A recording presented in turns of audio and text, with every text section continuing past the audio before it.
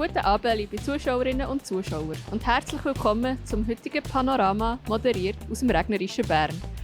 Heute haben wir folgende 2 Beiträge für euch in der Sendung.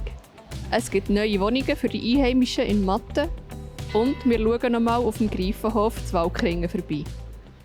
An der Rütistrasse in Matten soll eine neue Überbauung mehr Wohnraum für die Einheimischen schaffen. Die Gemeinde kämpft seit Jahren mit Kurzzeitvermietungen an Touristen.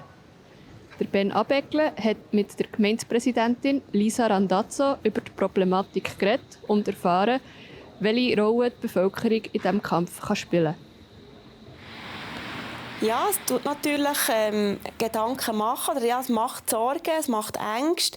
Kommen noch mehr Touristen, hat es Wohnungen für die Einheimischen und darum ist es sicher ein sehr gutes Projekt für die Einheimischen. Es wird wirklich nur für die Einheimischen Wohnungen geben, keine Zweitwohnungen. Ja, wir haben gewisse Einschränkungen bei uns in Matten, dass man eben bei einem Gebäude 50% Erstwohnungsanteil sein muss. Man hätte sicher noch mehr Einschränkungen machen, aber für das ist man zu spät. Die Besitzstandsgarantie, die zählt, darum müssen wir jetzt schauen, was finden wir für Lösungen. Und die Bevölkerung die hilft ja jetzt auch schon mit. Es gibt ja, dass man genauer hinschaut. Ja, immer mehr, dass die Einheimischen auch uns rückmelden, wenn sie merken, in einem Haus sind nur noch Touristen, ein Einfamilienhaus, das verkauft wurde, wo dann plötzlich ein Auto vor dem Haustür stehen. Und das bekommen wir vermehrt rückgemeldet. Ja, ich denke, es ist immer gut, dass wir auch offen für Rückmeldungen von der Bevölkerung bei jedem Thema.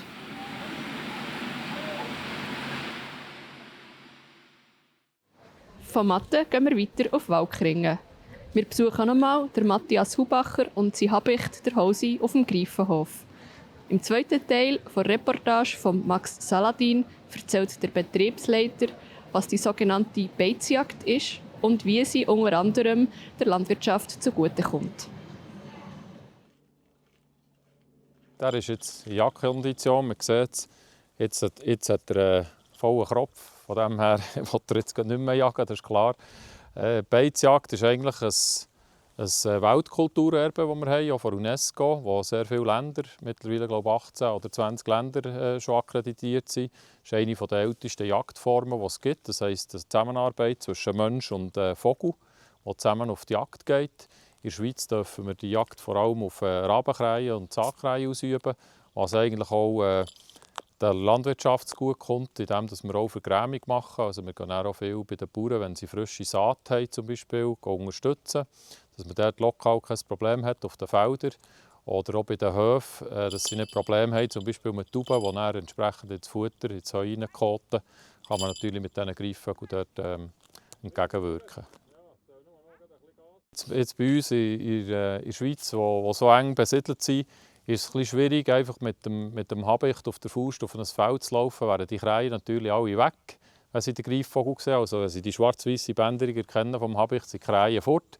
Darum gehen wir viel mit dem Auto, wo wir einfach fahren. Und dann haben wir den Überraschungseffekt, dann können wir die Scheibe runterlassen und dann können wir den Vogel aus dem fahrenden Auto rausgeben.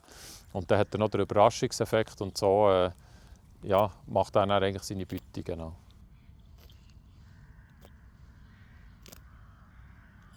Grundsätzlich ist es so, dass die Wildvögel auf die Leute eine grosse Faszination in der Regel ausüben. Und der Vorteil ist eben, wenn wir jetzt so solche haben hier wie der Hosi, wo wir auch eigentlich aus Zucht haben, das ist ja nicht ein Wildvogel, den wir der Natur entnommen haben, alle die Greifvögel sind ja geschützt. Und so haben eigentlich die Leute auch mal eine Möglichkeit, diesen Greifvögeln nachzuziehen. Und dann kann man auch die Naturzusammenhänge erklären.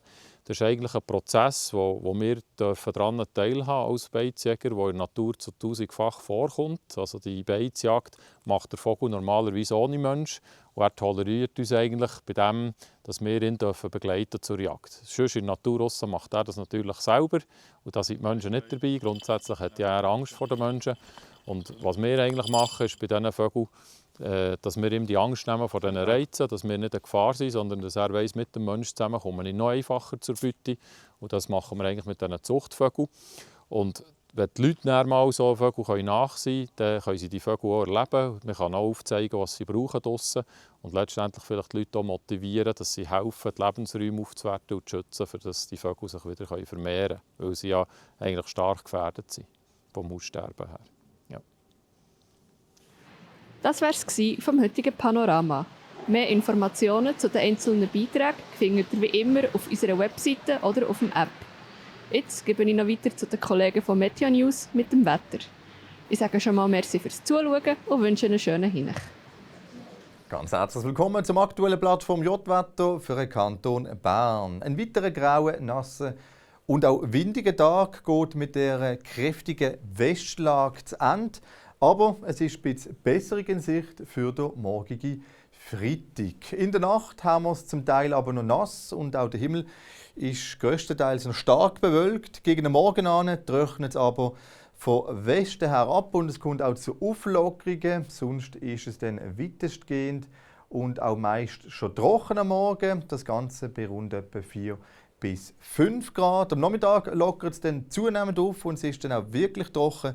Zum Teil haben wir dann auch mal recht sonnige Phasen mit dabei. Das Ganze bei um die 10 Grad im Mittelland und etwa 7 bis 8 Grad im Oberland. Der Wind beruhigt sich am Freitag auch ein bisschen. Wir haben zwar immer noch einen mäßigen Südwestwind, aber so stark wie wir da am heutigen Donnerstag hatten, ist er dann definitiv nicht mehr. Das Gleiche gilt auch auf den Bergen. Zum Start am Freitag bloß noch recht. Im Laufe des Tages nimmt der Wind dann aber meistens ab, kommt dann immer noch aus westlicher Richtung. Die Nullgrenze liegt etwa zwischen 1600 bis 1700 Meter. Es geht dann wieder dynamisch weiter. Am Samstag reicht uns eine Kaltfront. Es wird dann wieder deutlich kälter, mit zum Teil auch Schnee bis in tiefe Lagen. Am Sonntag beruhigt sich das Ganze dann schon wieder. Die Temperaturen bleiben aber noch auf tiefem Niveau, steigen dann aber Anfangswoche wieder an. Dann erreicht uns eine Warmfront. Das heisst, es wird zwar wieder eine Spur milder, aber es wird dann ab nächster Woche halt auch wieder nass werden. Soviel zum aktuellen Wetter. Ich wünsche Ihnen noch einen ganz schönen Tag und bis zum nächsten Mal. Ade miteinander.